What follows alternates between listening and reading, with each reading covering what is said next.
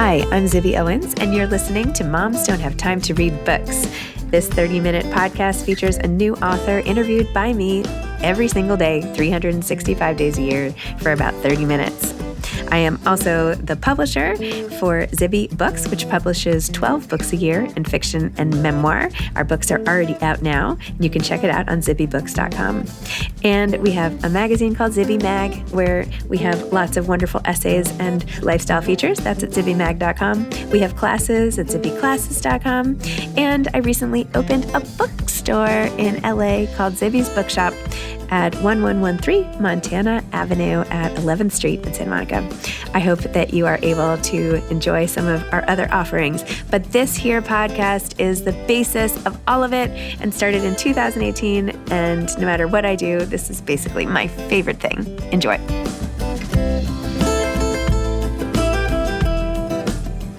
John Sargent is the author of Turning Pages, The Adventures and Misadventures of a Publisher. I loved this book, by the way.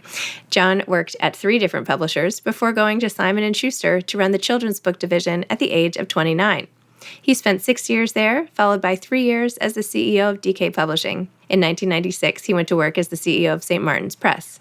3 years later, he was put in charge of Holt Sprinks U.S. Publishers and was responsible for forming the company that is today's Macmillan. He worked there as CEO until the end of 2020. His new book, Turning Pages, is all about his life in publishing and stretches back to his upbringing on a Wyoming ranch.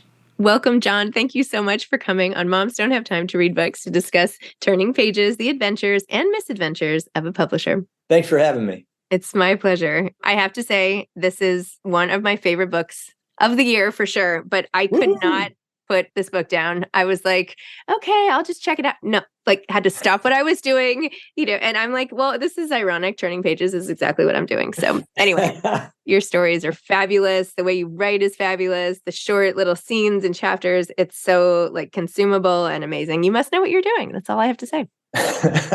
Well, I've read a lot over the years. Well, congratulations. Why don't you tell listeners a little bit about your book, why you decided to write this book at this time, and all of that good stuff. Okay, so I got fired at the end of the COVID thing, and I had time. And I had a great-grandfather who was an extraordinary publisher.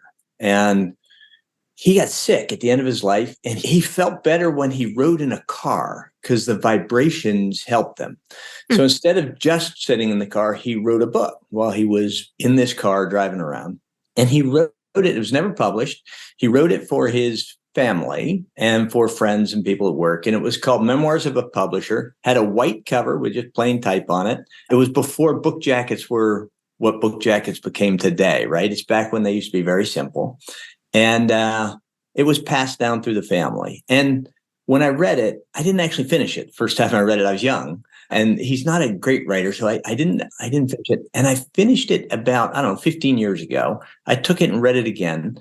And it's spectacular. And what wasn't spectacular was to talk about staff meetings and real estate and all that stuff.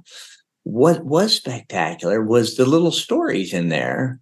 He'd just sort of drop in. So he'd drop in, well, we're doing this. And it was hard to focus because Teddy kept calling and asking me to go down to Washington to help him. And I'm realizing it's Teddy Roosevelt, And Teddy apparently sort of dictated his memoirs to him in the White House. Wow.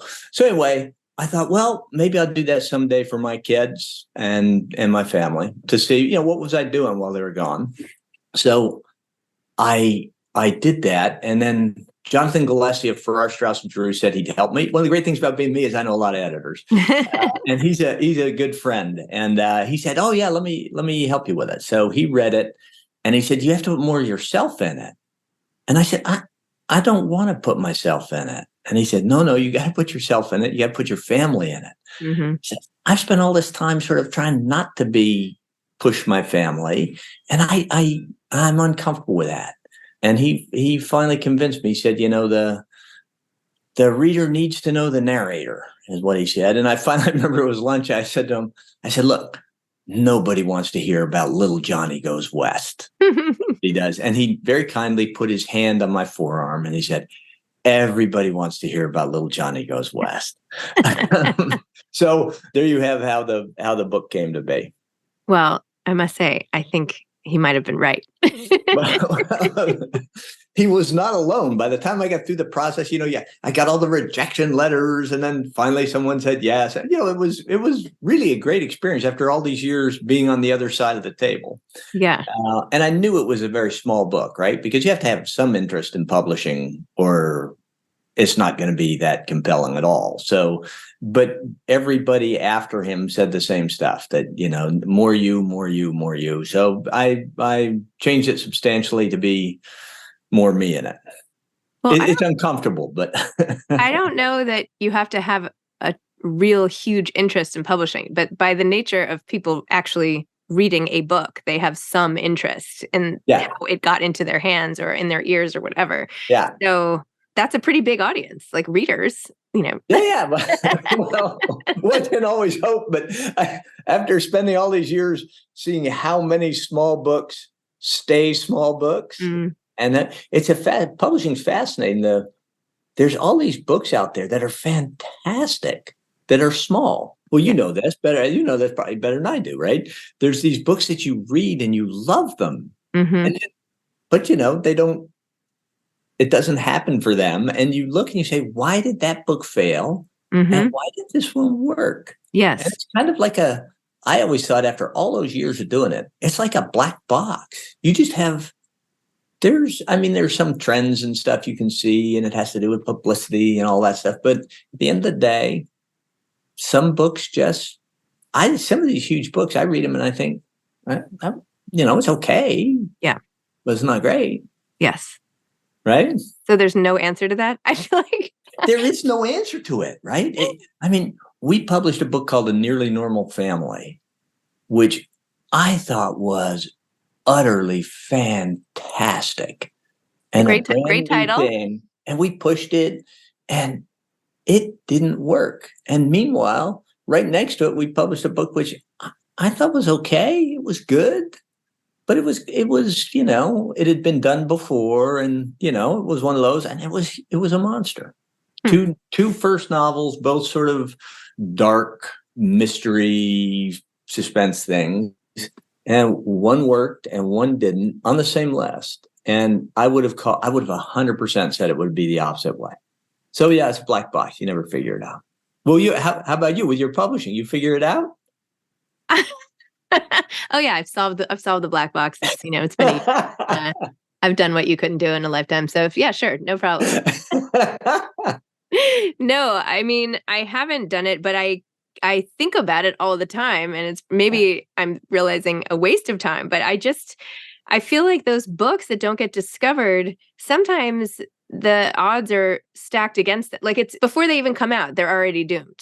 Right. It's like, it's the way it's a lot is in the setup, but then even the best setups can also fail. So I don't know. And then the world does a terrible thing. Like I remember 9/11 was a good example. We had a great list on 9/11, and that happened. And no authors got any publicity, no book sold. It just, and you don't get it back. You have your one shot when you get it public.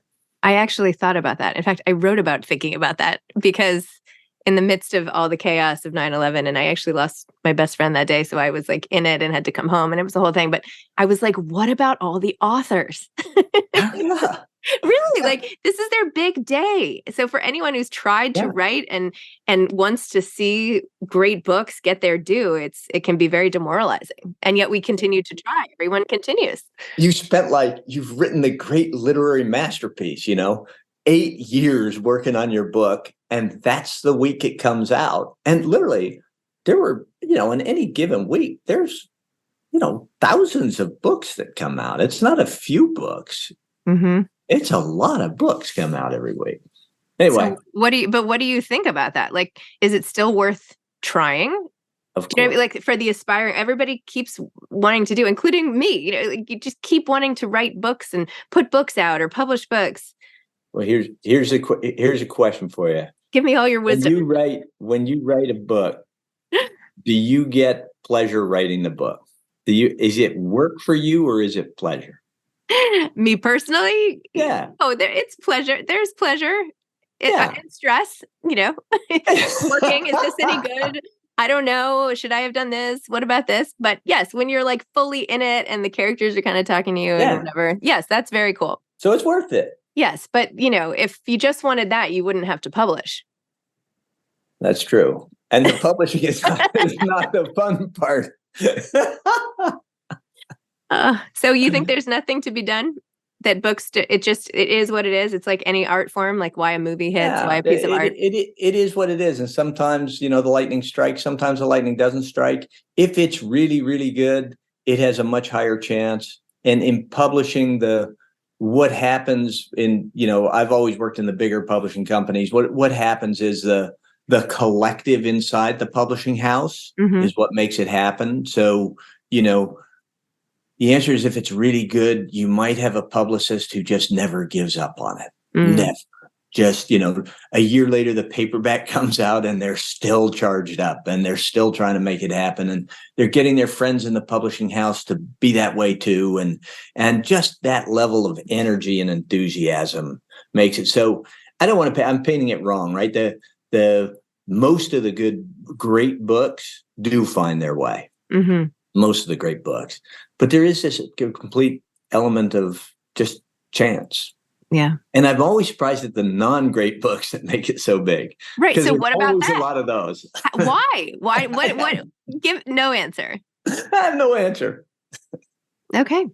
All right. Well, tackling an unknowable system. Fabulous. Great way to spend time. But obviously, and from reading your book, I see the interest in all of this and getting stories out and interest in the machinery behind all of it as well and how things work. And, I was fascinated by what you did when there were changes that faced the industry. I feel like this is also a business book, which I also love. Like what happens when an Amazon comes in or an ebook comes in, or like what do you do with a market disruption factor? How do you navigate your ship? So talk a little bit about that. And you took very strong stands and earned a lot of worldwide respect for your stances, which is great. For whatever reason, I took a lot of arrows in the in the great digital transformation. Look, it was like it was for movies, like it was for music. It was a hugely disruptive time.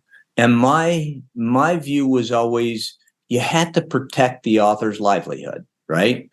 That was the key to it all, because publishers, all we are is sort of the stewards of the author's work, right? Mm-hmm. We bring their work to readers. And it has to have a system where authors get paid. And if you look what happened with music, if that had happened in publishing, that would have been a complete disaster, right? No bookstores, right? Because, like no music stores, and authors getting pennies. And, authors can't sell T-shirts and play gigs to make their money, right? As it turns out. There's not, generally speaking, 150 people who want to pay $10 to come into a room and listen to authors. So, I always, when I looked at it, the price was huge. The sort of stakes were very, very high. And I have this great love of the business. So separate from the profitability of the company and what was good for us and what was good for the profits and what was good for the sales and all that, for me, there was a heavy sort of weight of what's right for this industry and what's right for the authors. Not the authors today, but the authors tomorrow and 10 years from now.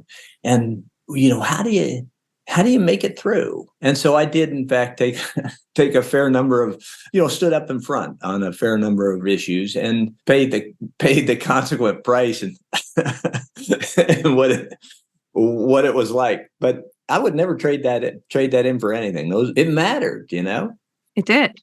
The day that, Apple came to town and the day that the Department of Justice took on Apple stuff, when that was happening, we didn't know whether there'd be a future for the business or not. We really didn't. And boy, it mattered. And there was consequence. And it was great. It was great. Amazing. I feel like this should be a movie. Even just that scene. I don't know if you saw this movie about the BlackBerry. Did you ever watch that? Oh, no, I heard about it. I haven't seen it. Nobody watched this movie, I think, in the world except for my husband and me, but that's fine because But you watched it 3 times. I watched it to so many, I mentioned it to so many people because I find those moments in history fascinating when there's something that is so huge, like Kodak, right? Whoever thought, right? I worked on the Kodak account at my first job at Ogilvy and made their advertising. Like nobody would have thought. It was like the God. But these things happen all the time over and over. So you have to expect all of that. Yeah. And if you're lucky, if you're ambitious, which I was, and you're lucky, you find yourself in one of those moments that, your decisions and what you do have a significant impact on an industry or on authors or on people you care about. And that's it's a remarkable thing. And I saw all that from the inside. And that was one of the reasons to write the book, was to let folks know, publishing people who were interested in publishing, readers who were interested in publishing, what that was like from the inside, as opposed to just a telling of the, sort of a mechanical telling of the events, what it felt like to be in the middle of that stuff. I mean, from reading your book, you learn what kind of person you are, right? So that we see all the patterns of why it's almost no surprise by the time we get to those moments in your life that you have the confidence and the way you're thinking about it to take those stands. But when you think about how many people don't speak up or don't feel empowered to do what they want because it's so unpopular, like, is that just something you have to feel deep down? Like, can you teach somebody that, or is it something that just comes from who you are? A lot of it comes from who you are. I'm sure you can work on it. If you want to be one of those people, you can work on doing. The only way to do that is to experience it, right? You have to be adventurous. You have to take risk. You have to like adventure, and you have to push yourself to do that. You have to get some reward from that. And there's some people who adventure just scares them, and they don't want to do that. And so I think it is a little bit of who you naturally are. But I've seen many people over the years, develop it, because it's you have to have self-confidence, right, to do that. And if you're in a nurturing environment at work and you're getting the right feedback and you're having success, it was one of the best things about my job for all those years, was seeing these young people who, if you give them responsibility and you let them make their decisions and mistakes, and you don't punish the mistake, but you instead say, okay, well, we're not going to do that again because, and you discuss it, and you see their confidence build, and you see them become the people who everybody has to become that, right? You start when you're born and you become something, and you become for a long time. And that was one of the great rewards of the business, was to see these people become strong, become strong people. Amazing. But thanks for saying that about the book. I was attempting to do that without doing it, having it be sort of just you get to the point of the bigger stories at work and know enough, sort of just through reading the other stories, not being told, just reading through the other stories, that there's some sort of thread that makes sense going through the book. Yeah. I also, though, back to agreeing with Jonathan Galassi, the way you write about your wife is so nice. I mean, Connie, right? I feel like you could have like a whole side book on that, like a Bridges of Madison County little love story or something. Yeah. Like, you're so devoted. It's so sweet. She's fantastic. What is the secret to that? What is the secret to? She's fantastic, right? She's a fantastic human being. I don't know. I tried to. In the book, I tried to not, sort of hit that over the head, but I tried to put in little things about Connie and my 2 kids that they're the most important thing to me, right, over it all. And work was there, and that's more interesting to folks. But it would have been kind of false not to have them be there and try to show, just through the little stories, couple little stories, try to show how spectacular they are as people. They're spectacular. All 3 of them are spectacular. And I wanted to just let folks know how important that was to me, but I didn't want to make it a big part of the book. So tried to do it just in little ways here and there. Love it. When you said, you've been in publishing a long time, when I referenced sort of the fast-paced nature of it and shorter chapters? Like, what are the things that you said, okay, well, I have to make sure to do X, Y, or Z in this book because I know this works and this doesn't work? And like, how involved were you with the cover and like all the details? Like, knowing what you know, what decisions did you make because of that? Yeah, that's great. Great question. The best books are a good story, right? Just sort of unequivocally, a great story is a book. So my thought was just give the great stories. Don't put any of the filler in between. It's not necessary, right? So I didn't want to make it a book of short stories. So I wanted it to have some sort of form. And that was the hardest part, was giving it a structure that made sense, narrative arc, all that stuff. And just telling the stories, not filling in the stuff in between. So very conscious effort that storytelling is, I've always been good at it sort of verbally. It's been one of the things I'm reasonably good at, public speaking, things like that. And I thought, just tell the stories. And the publisher was great. They let me, I sort of art directed the jacket. And that thing on the jacket is a sculpture my daughter made for me of one of my favorite books, Leaving Cheyenne by Larry McMurtry. And she made that for me when she was a teenager. And you can see it is actually, that sculpture sits on my bureau. And Connie took the picture. I asked Connie to take the picture. And the publisher did the type. I did the colors.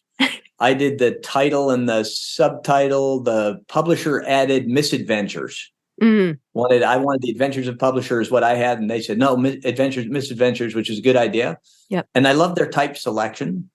I chose the red and the white. Anyway. It's great. Yeah, I was more involved than the average guy probably because they were great about it. They knew I had a history. But what is it made? Is this the actual book and she turned the pages down? Like, how did she do that? And she cracks the spine. If you look, you can see the spine. Yep. She cracks the spine, and the pages are varnished. Each individual page, she put spacers and varnished it. And as you can see, it's a cool object. Yes. Wow. And it's a great book. If you haven't read it, Leaving Cheyenne by Larry McMurtry is a great book. Huh. Who knew? I have a light that does like a night light. Have you seen those that you open? Yeah. So my kids were like playing with them and I was like, look, I have a book that looks just like your light. So they thought that was cool.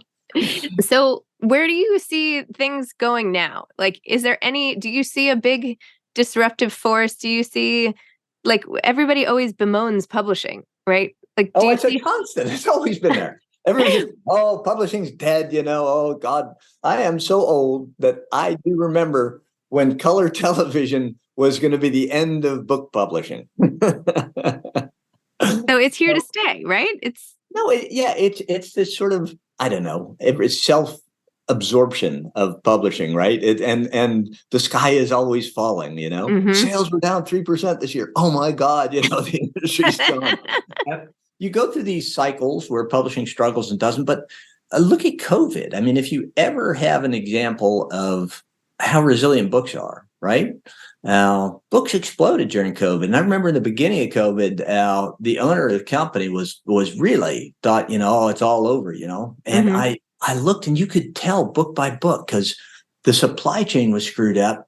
So, Amazon would run out of a book, but then you'd see sales at Target go up. And then, Target would run out of a book. And then you'd see the sales go up at Barnes & Noble. And you could tell people were searching for the books and finding them. And you think, wow, that says something. And if you look at independent bookstores, right, well, you know this, in the community, it's more than just a bookstore. It's a place that makes it feel like home. And the power of that is huge. And look at the artifact. The artifact is fantastic. Look at your house. Look at those things behind you, right? The artifact is, I know, having you describe what happened so you organize those books, they're like your friends, right? You look at the book and you say, oh, I remember when I read that. And oh, I love that book. Or you think of the character in it. So there's the artifact is spectacular. And so I don't worry about it. People carry on the death of publishing. It's been that way. Every 5 years, we have a death of publishing moment. I look at the young people that people say, oh, the young people today in publishing, they don't appreciate freedom of speech. They don't appreciate this. I say, well, there's some issues, but the young people in publishing are fantastic. The people age 22 to 50 in publishing are fantastic. They're bright, hardworking, great love of books. I don't know. Freedom of speech will change a bit. That freedom of speech generally does change a bit, and it might change more now than it did. And there's a moment where publishers can't publish certain books because of this, that, or the other that's going on in the culture, and that'll all sort itself out. Those are pendulum swings. They come and they go. So I have great confidence that it's all going to be fine. You look at how many truly difficult things have happened. Digital transition. I remember when the bookstore chains were going to kill publishing, there were going to be no independent bookstores. Amazon was going to kill independent book retailing. That didn't happen. The Kindle was going to dwarf the physical book. That didn't happen. It'll be an interesting, vibrant business, for a long, long time. I think right now you have all sorts of, the library lending thing is a really interesting issue. The freedom of speech stuff is a really interesting issue. And people are going to have to stand up. There's going to be moments when people got to stand up and really, fight for what they believe in. Wow. I love that. So aside from promoting your book, what are you doing with your time now? Oh man, I kept thinking it was going to be bucolic walks on the beach and this, that, and the other. But I got involved with a tattered cover bookstore in Denver. Oh, I was just on a call with one of the board members yesterday who was asking for advice, and I'm like, "You're asking me, but okay." Yeah, he was so nice. But yeah, who was it? Oh Leslie or Margie? Margie is fantastic. She's a fantastic human being. So I'm on the board of that with Margie. Oh, great. Okay. And I ended up taking the slot as the chairman of the Ocean Conservancy. And, that's really important stuff. I 15 years ago, we started the carbon emissions work at Macmillan and made, tremendous amounts of headway. There's a lot that we can do. And everybody's so negative about that all the time. There's a lot we can do because we've gotten ourselves in a pickle by being really bad about it. So there's a lot of steps you can take to be better about it, right? So I spent a lot of time working on those issues. I have a very complicated Wyoming life. My mother died right after, at the end of COVID. Sorry. She still had all these interests in Wyoming, which now she gave everything to the University of Wyoming. So I'm managing it all on their behalf. But, I still have a bunch of full-time employees in Wyoming. I'm busy cattle ranching, property development. It's good stuff. Wow. Anyway, I'm having a great time. I advise some people. So I don't get paid, and the alarm clock doesn't go off at 4 a.m. anymore. Those are the two largest differences. Still having a great time. Wait, you used to wake up at 4 on purpose every day? Yeah, we battle every day. It was either 4 on the days I exercised. So I always got home for dinner, and I always did about 12 hours of work a day. So that meant the average day I was at work by 6:30 in the morning, somewhere between 6 and 6:30. I got to work, and I'm a big believer in exercise. So I exercised before I left for work. And so, the 3 mornings a week I exercised, it was 4 a.m. and the other mornings it was 5 a.m. that I set the alarm for. But I got up early every morning. What time would you go to sleep at night? How much sleep are we talking here? Ideally, I went to sleep you make me sound hideously boring. Ideally, I went to sleep at 9:30. I do not feel like this is boring at all. I just wanted to know if you were one of those people who doesn't need that much sleep or if you just went to bed early and got up early. I do need sleep. And by Friday of every week, I was pretty run down. Mm-hmm. It was because on average, I would probably get, 6 hours of sleep a night in reality, something like that. And it was particularly when it was stressful. It was a lot of trips to Europe. I used to fly coach because if everybody in the company was going to fly business or everybody was going to fly coach. I'm not one of those guys who says, okay, the executives go one way and everybody else goes the other. And we couldn't, publishing's a thin margin business. So we all went coach. So the red eyes to Europe once a month on Coach was not ideal. Oh my gosh. Well, it all paid off. Turning pages. Got a book out of it.